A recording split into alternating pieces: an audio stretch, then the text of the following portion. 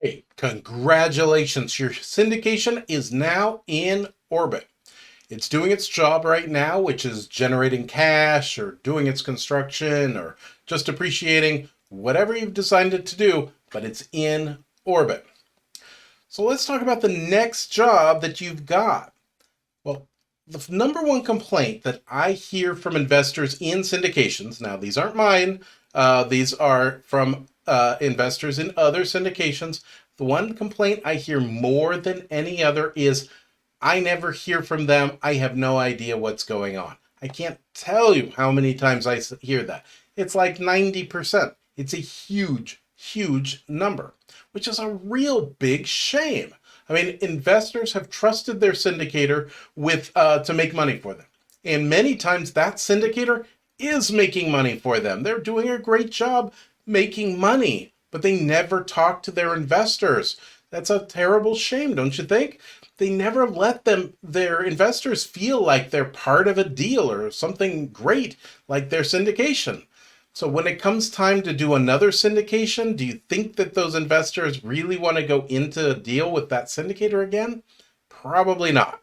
But you are not going to make that same mistake because I'm going to show you exactly what you tell your investors on an ongoing basis.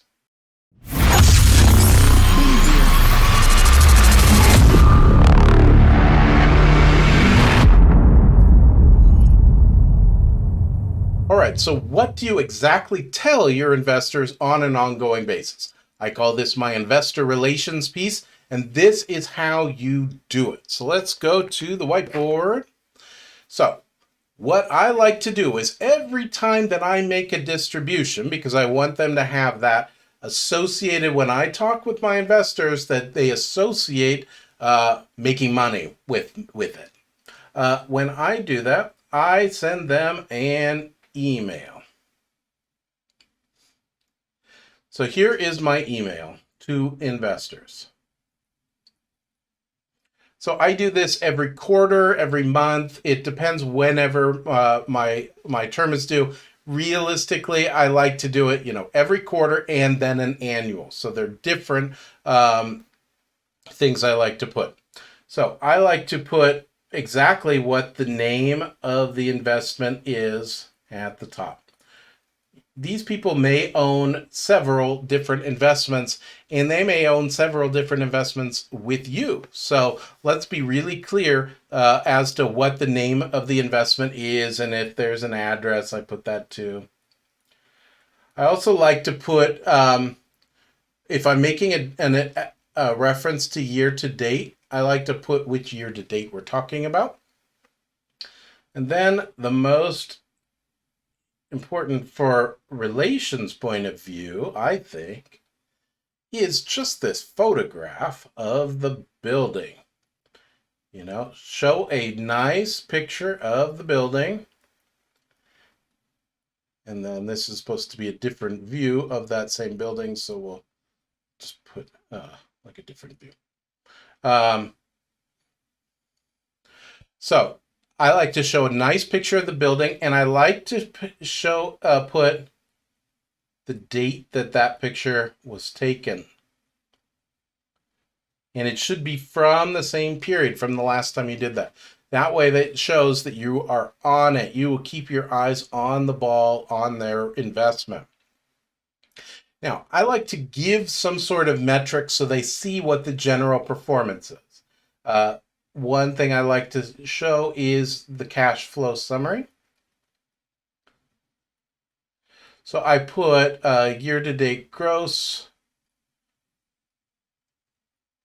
I put year-to-date pass-throughs, if there are any.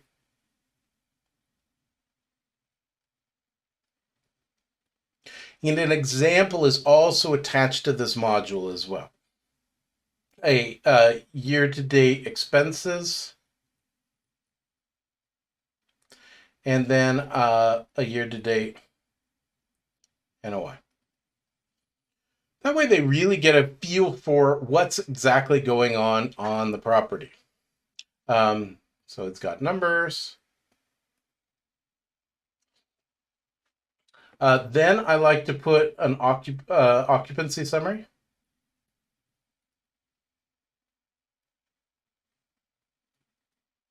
to give an idea about the percentage of where we're at, and so that's current and projected, because you know about when a vacancy is coming up. So might be at 100%, but you know something's coming up, so it's going to be at 80% in the near term. And then I like to talk about reserves, because that's their money too. I like to put the amount, the current dollar amount, and then prior quarter, so that they can see if it went up or down. So that goes on in the way I do it, that goes on the left side. Now then I like to do different things on the right side. I like to say what notable expenses are coming up. And then this, I just put words if there is any. Now, if there's none, I put none. Any rent delinquencies? If there are any. And then a investment overview.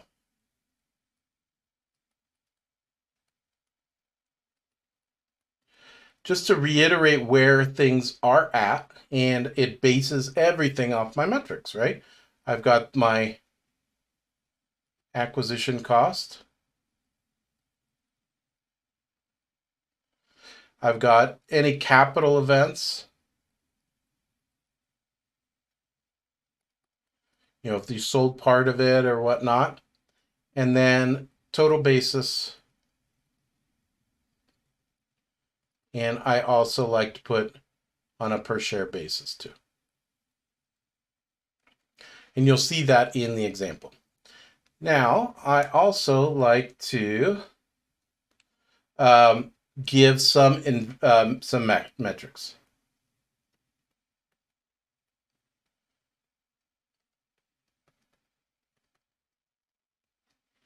I like to have what the monthly net income is, as well as per share. I like to have the monthly distribution amount,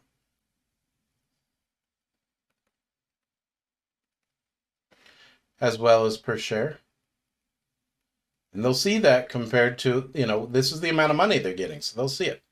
And then the estimated value if you sold it today, as well as per share. Then I like to say what my NOI yield is, what my pro forma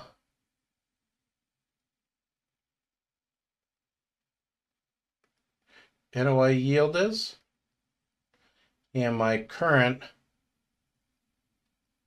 distributed yield.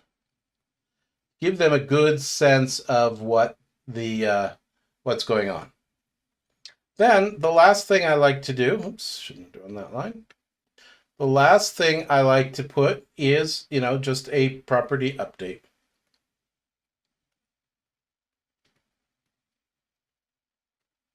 And this is a narrative. This tells everything that's going on. We're doing great. You know, here's what's coming up. Here's how things are going. You know, this is why we bought it. Aren't you glad you invested with us? And then I like to close it all off with, if you have any questions or for any reason would like to discuss any of these things with us, please give me a call or send me an email. I'd be happy to talk about any and all of it with you. You want to be very, very available to your investors, because these people you're also marketing to for your next investment. So take care of them and communicate with them. That's the number one thing, is just communicate. If they feel like they're being talked to and taken care of, they're gonna invest with you again, which is ideal. So in the next module, we are going to discuss just what asset management is and how you do it so that your syndications work well. You'll find the best times to create capital events, and your investors and you make as much money as possible when you're doing that asset management right.